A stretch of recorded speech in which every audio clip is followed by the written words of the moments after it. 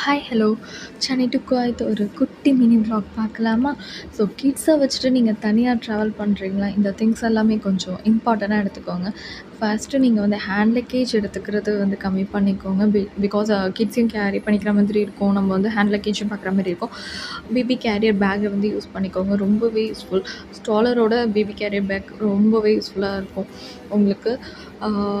பேபியை வந்து ஃபுல்லாக கவர் பண்ணிக்கோங்க. இயர் பெயின் வர நிறைய சான்சஸ் இருக்குது. லேண்டிங் டேக் ஆஃபில் வந்து பசிஃபயர் வைங்க, அப்படி இல்லைன்னா ஃபீட் பண்ணுங்கள்.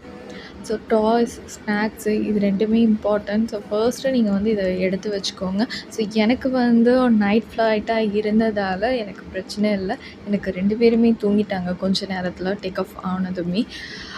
நாங்களும் வந்து குவைத் வந்து ரீச் ஆகிட்டோம். ஸோ இதை மாதிரி மோர் அப்டேட்ஸ்க்கு என்னை வந்து ஃபாலோ பண்ணிக்கோங்க. தேங்க்யூ ஃபார் வாட்சிங்.